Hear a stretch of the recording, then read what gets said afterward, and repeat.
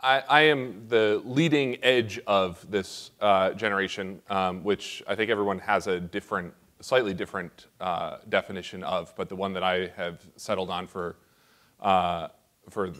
my writing and research on this topic is sort of the millennials, basically people born between 1979 and 1999. And as I'm sure someone has already mentioned, the largest generation in US history, actually a good bit larger than the baby boomers as they are coming into now the voting age population. So I wanted to provide a little bit of an intellectual framework to think about the millennial generation for you tonight. Because one of the things that, as I've been studying and following and working in this intersection of technology and politics for basically the last decade now, since almost exactly the day that I graduated college, I've come to understand a couple of things. And the big one is that we are living at an era where you're seeing technological innovation meet an intellectual movement in a way that is accelerating the rise and the growth of both of them. And what I mean by that is we are living in an age where you sort of hear a lot of talk about open source technology. And I want to argue for you tonight that open source technology is not actually just a technological innovation, but that the open source movement, the idea that information is free, that it should be easily accessible, that it should be tradable, that it should be mixable, that it should be shareable, is in fact the defining intellectual movement of our age, and that it's much more than just a technology, and it's much more than just a tool. And that I think actually much of what we are seeing play out across the world right now is this fundamental shift in an intellectual capital and intellectual movement that's forcing all institutions to make a choice between being open and being closed. Now, this is something that, as a movement, has taken place almost entirely during our lifetimes. That I think if you look back, this is something that you can argue, I mean, you can pick any of a thousand different starting points, but the one that I think historically makes the most sense is the fall of the Berlin Wall.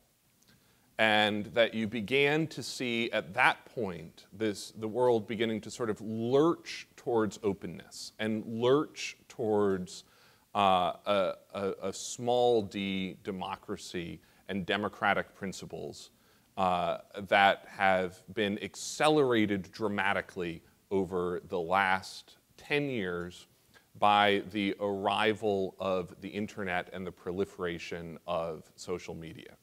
Now, does anyone in this room, have you ever heard of the Cluetrain Manifesto? Does anyone? Okay, this is one of the things that I want you to take back and name drop on one of your professors at some point in the next couple of weeks. So the Cluetrain Manifesto is the founding document of the social media movement. It was launched by a group of technology pioneers, most of whom were at MIT at the time, in April 1999.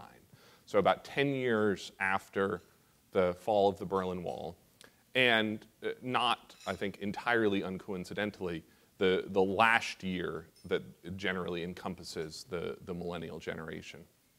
The Cluetrain Manifesto was a document that was posted on the internet, it's still there today, cluetrain.com, that laid out 95 theses. Now, what else has 95 theses?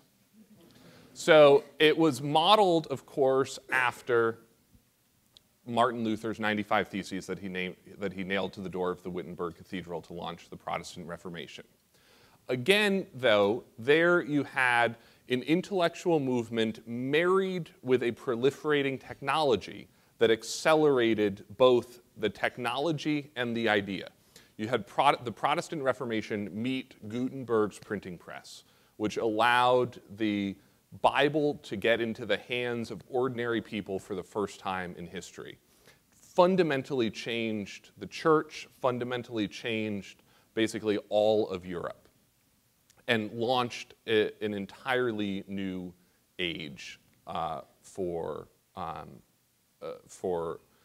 politics and for intellectual history.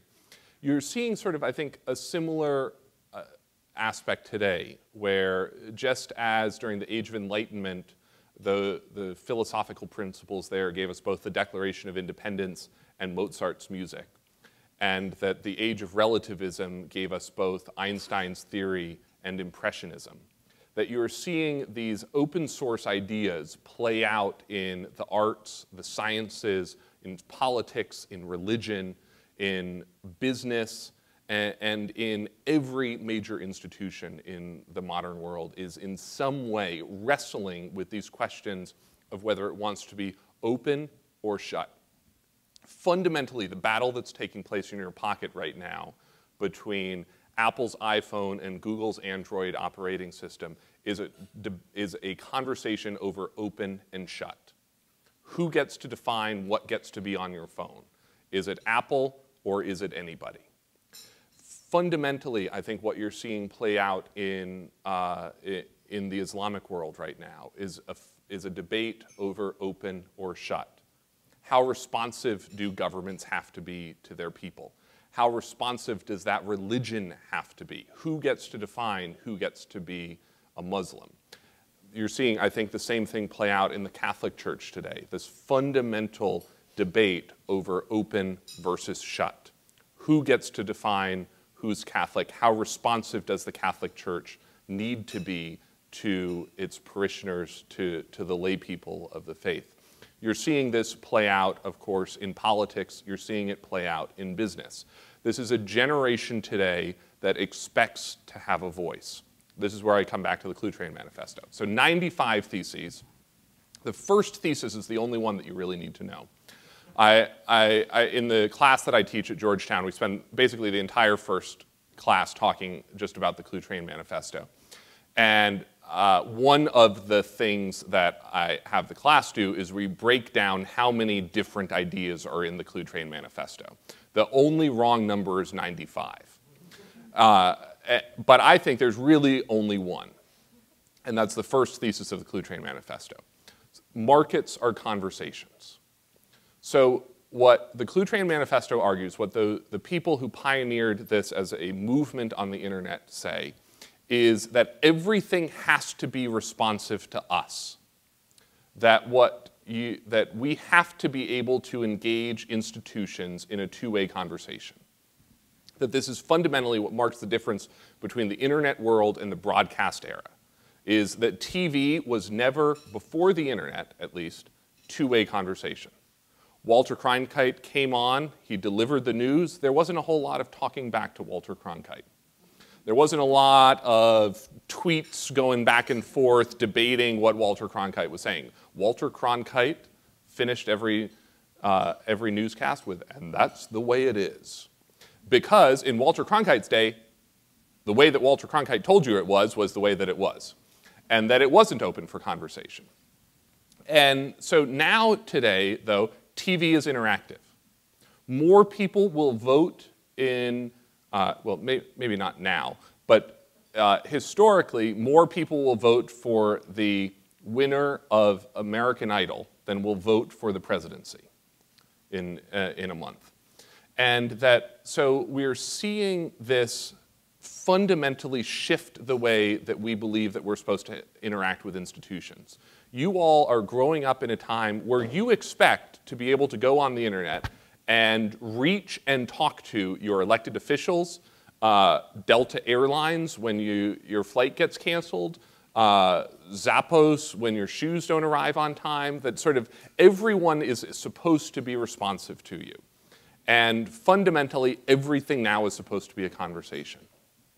And what I think you are beginning to see this play out over the last year and a half in the Arab world, that fundamentally all of these revolutions, all of these political debates across the Arab Spring are conversations and debates and revolutions around open and shut. What's going to be open? What's going to be shut? And the correct answer in all of these is not open.